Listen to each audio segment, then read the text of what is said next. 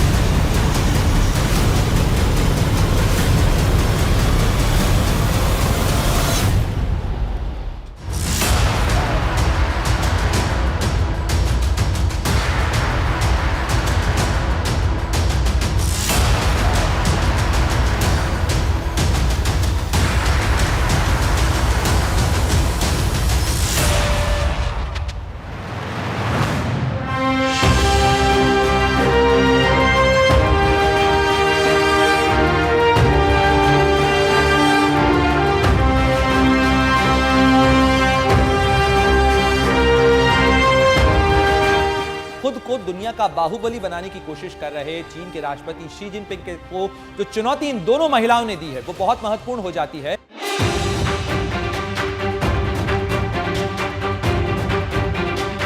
When you say that I'm a good friend of Taiwan, I take that as a great compliment. 面对持续且刻意升高的军事威胁，台湾不会退缩，会坚定维护国家主权。 दो महिलाओं ने आखिर जो गुब्बारा फुलाने की कोशिश कर रहे थे शी जिनपिंग उसकी फिलहाल तो हवा निकाल दी।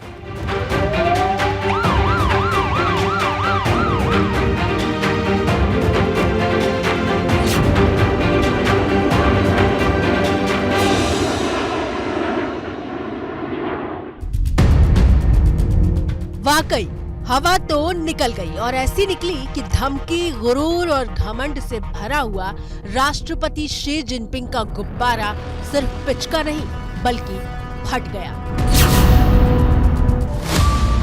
टीवी स्क्रीन पर मौजूद ये दो तस्वीरें सिर्फ विमान के लैंडिंग और टेक ऑफ करने की नहीं है। ये तस्वीरें चीन के सीने पर चलकर ताइवान तक पहुंचने की और फिर उसके घमंड के टुकड़े टुकड़े करके वापस अपनी मंजिल की तरफ लौटने की है। इन तस्वीरों ने दुनिया को बताया है कि चीन के राष्ट्रपति शी जिनपिंग की धमकियों को जवाब कैसे दिया जाता है। टीवी स्क्रीन पर मौजूद इन दो चेहरों को गौर से देखिए और याद कर लीजिए, क्योंकि अब ये दो चेहरे सिर्फ अलग अलग मुल्कों की राजनीतिक शख्सियत के तौर पर नहीं जाने जाएंगे। ये दोनों महिलाएं चीन को घुटनों पर लाने के लिए जानी जाएंगी। व्हाइट पैंट सूट और टर्किश ब्लाउज में दिख रही महिला अमेरिका की हाउस स्पीकर नैन्सी पेलोसी है और ब्लैक ग्रे सूट में दिख रही महिला ताइवान की राष्ट्रपति साई इंग वेन है। इन दोनों महिलाओं ने कैसे चीन की हर धमकी को धुएं में उड़ा दिया, उसे समझने के लिए सबसे पहले मंगलवार को भारतीय समय के मुताबिक रात 8:15 बजे ताइवान के आसमान से आई ये तस्वीर देखिए। काले आसमान में एक पीले रंग की रोशनी दिखाई दे रही है। ये वो तस्वीर है जिसे मंगलवार के दिन पूरी दुनिया टकटकी लगाए हुए देख रही थी। ये वो पल था जब नैन्सी पेलोसी का विमान कुछ पलों के भीतर ताइवान की राजधानी में लैंड करने वाला था, लेकिन इस तस्वीर को रोकने के लिए चीन ने अपनी पूरी ताकत लगा दी थी, धमकियों की कतार लगा दी थी।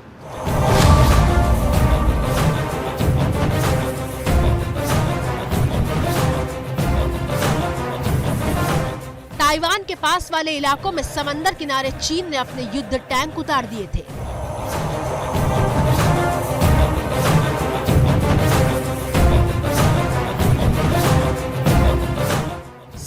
भी टैंक की फौज घूमने लगी थी। साउथ चाइना सी के पूरे रास्ते पर आवाजाही बंद करने का ऐलान कर दिया था और इतना ही नहीं, चीन ने धमकी दी थी कि अगर पेलोसी के विमान ने ताइवान जाने की कोशिश की तो विमान को टारगेट किया जाएगा। तमाम धमकियों के बावजूद जब नैन्सी पेलोसी का विमान ताइपेई एयरपोर्ट पर पहुंचा तो जिनपिंग की जिद जमींदोज हो गई।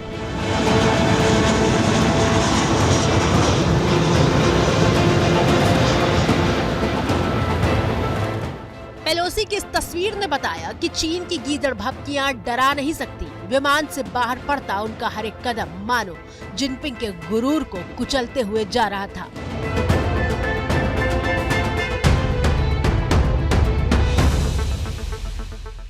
अमेरिकी संसद की स्पीकर नैन्सी पेलोसी की जब एशियाई यात्रा सोमवार को शुरू हुई तब उस वक्त इस यात्रा में सिंगापुर, मलेशिया, दक्षिण कोरिया और जापान का ही नाम था। ताइवान का नाम कहीं नहीं था। ताइवान का दौरा अघोषित था, लेकिन जैसे ही ताइवान दौरे की चर्चा शुरू हुई, चीन बौखला गया और धमकियां देना शुरू कर दिया। पूरी दुनिया में विश्व युद्ध जैसी आहट होने लगी। रूस और यूक्रेन की जंग से घायल विश्व टकटकी लगाए पेलोसी की ताइवान यात्रा को देखने लगा, क्योंकि ताइवान दौरे को लेकर अमेरिका और चीन एक दूसरे के सामने आ चुके थे।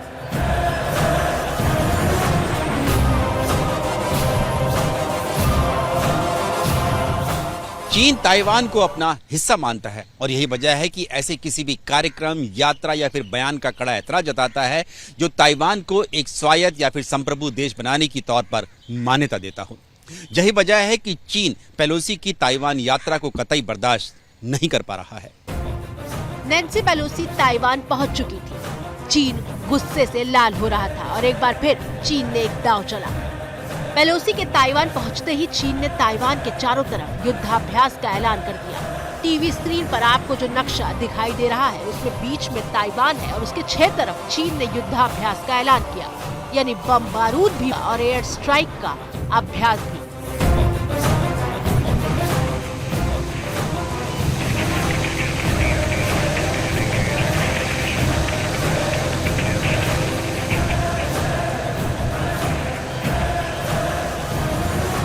यानी चीन ने नैन्सी पेलोसी के ताइवान से बाहर निकलने के रास्ते को रोकने के लिए ये चाल चली थी। पीएलए ने 6 नो एंट्री जोन भी घोषित किए थे, जिसके तहत कोई यात्री विमान या फिर जहाज इन रास्तों से ताइवान नहीं पहुंच सकते थे। लेकिन चीन की हर धमकी और हर ऐलान से बेअसर बुधवार सुबह सबसे पहले ये तस्वीर सामने आई। 82 साल की नैन्सी पेलोसी और 65 साल की ताइवान की राष्ट्रपति साई इंगलेन की ये तस्वीर शी जिनपिंग की आंखों में शूल की तरह चुभ रही थी। पहले बारी बारी दोनों नेताओं ने अपने साथ मौजूद प्रतिनिधिमंडल से एक दूसरे का परिचय करवाया और फिर अमेरिका की हाउस स्पीकर नैन्सी पेलोसी को ताइवान ने सर्वोच्च नागरिक सम्मान से सम्मानित किया।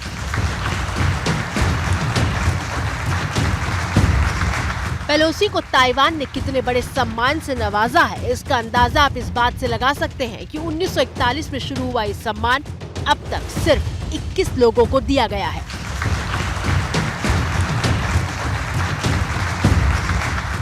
इसके बाद औपचारिक भाषण देने की बारी आई। शुरुआत ताइवान की राष्ट्रपति ने की और उन्होंने नैन्सी पेलोसी के ताइवान दौरे में दिखाए उनके साहस को सलाम किया। 我也十分敬佩佩洛西议长长期以来坚定捍卫民主自由，努力守护人权价值，对于违反民主价值的言行，必须那莫提。 राष्ट्रपति साई इंगलेन अमेरिका और ताइवान की दोस्ती में कसीदे पढ़ रही थी और उनके मुंह से निकल रहा हर शब्द चीन की फिजाओं में तापमान बढ़ाने का काम कर रहा था। मैं स्पीकर पेलोसी और उनके प्रतिनिधिमंडल का स्वागत करती हूँ। मुश्किल हालातों में ताइवान के प्रति अपना मजबूत समर्थन दिखाने और ताइवान की आत्मरक्षा का समर्थन करने के लिए अमेरिका का बहुत शुक्रिया। अब बारी नैन्सी पेलोसी के माइक संभालने की थी। पूरी दुनिया बहुत ध्यान से सुन रही थी कि पेलोसी ताइवान की जमीन से पूरी दुनिया और खासकर शी जिनपिंग को क्या संदेश देने वाली है। And now more than ever, America's solidarity with Taiwan is crucial, and that is the message we are bringing here today. Receive the Order of the Capricious Clown. और नैन्सी पेलोसी ने mic संभालते ही साफ कर दिया कि America ने Taiwan के साथ खड़े रहने का जो वादा किया था वो आज भी उस पर अडिग है। America's determination to preserve democracy here in Taiwan and around the world remains ironclad. Taiwan is an inspiration to all freedom-loving people in the United States and around the world. Out of a crucible of challenge, you have forged a flourishing democracy, one of the freest in the world, proudly to be led by a woman president. That's an applause line. Nancy Pelosi ने साफ कर दिया था कि America Taiwan के साथ खड़ा है। जाहिर है ये बात और बयान चीन को नागवार था। और फिर धमकी और हथियारों की बात करने वाले चीन के विदेश मंत्रालय का बयान आया जिसने इस पूरी यात्रा को उकसाने वाला करार दिया। 什么对民主的捍卫和维护，而是对中国主权和领土完整的挑衅和侵犯。正如很多人一针见血地指出，佩洛西危险的挑衅行为纯属为了 चीन खिसियानी बिल्ली की तरह बर्ताव कर रहा था। नैन्सी पेलोसी की यात्रा पूरी हो चुकी थी और अब वक्त वापस लौटने का था। इस बीच चीनी सरकार के अखबार ग्लोबल टाइम्स ने अलग अलग मिलिट्री ड्रिल की तस्वीरें जारी की।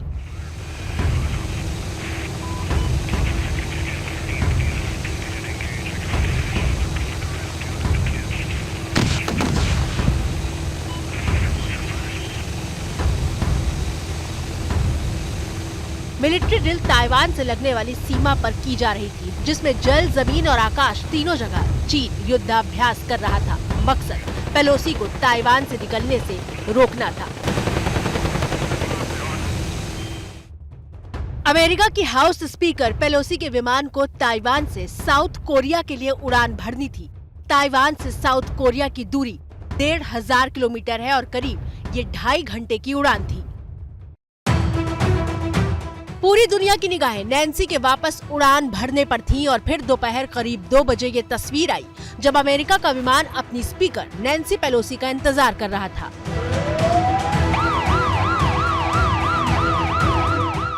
वो लम्हा भी आया जब नैन्सी पेलोसी अपने प्रतिनिधि मंडल के साथ ताइवान को अलविदा कहते हुए विमान की तरफ बढ़ने लगी।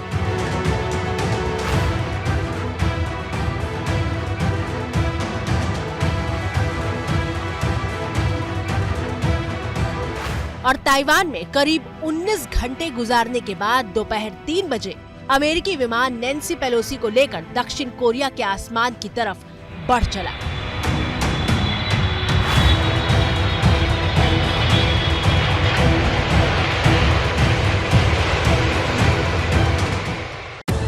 दूसरी तरफ चीन समंदर में जहाज के गश्त करने की तस्वीरें जारी करता रहा। हालांकि पेलोसी के विमान ने वो रूट नहीं लिया जहां पूर्वी चीन सागर में चीनी सेना युद्धाभ्यास कर रही थी।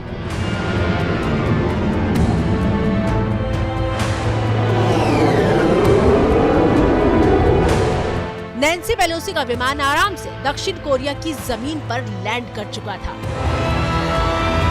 नैन्सी पेलोसी से चीन की रार की कहानी 28 साल पुरानी है। नैन्सी हमेशा से चीन को चुभती रही हैं और वो वजह क्या है ये नैन्सी ने इस वीडियो को ट्वीट करके बता भी दी। नैन्सी 1991 में चीन के थियानमेन स्क्वायर पहुंची थी और वहां उन्होंने चीनी सुरक्षा बलों के हाथों मारे गए प्रदर्शनकारियों के समर्थन में बैनर लहराया था। चीन के विदेश मंत्रालय ने तब नैन्सी पेलोसी की निंदा की थी और इसे पूर्व नियोजित तमाशा करार दिया था।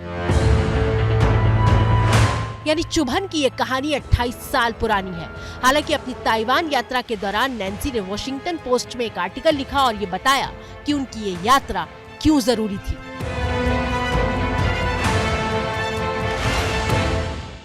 आर्टिकल में लिखा है कि 43 साल पहले अमेरिकी कांग्रेस ने ताइवान रिलेशन एक्ट पास किया था। ताइवान रिलेशन एक्ट ताइवान के लोकतंत्र के प्रति अमेरिकी प्रतिबद्धता को बताता है और अगर ताइवान के भविष्य को एक तरफा या जबरन बदला जाएगा तो इससे वेस्टर्न पैसिफिक को खतरा है और अमेरिका के लिए भी ये चिंता का विषय है। क्या मजबूरी है मेरी बताइए? मैं अभी आपको बताती हूँ कि मैंने ओए होए होए होए नमकीन के चटकारे लेते हुए टकटकी मार के डिबेट शो को पॉज रिपीट कर करके देख रहे हैं जोगिंदर जी। इनकी तरह आप भी देखें अपनी फेवरेट डिबेट्स को रिपीट कर और डाउनलोड कीजिए एबीपी लाइव ऐप अपने स्मार्ट टीवी पर।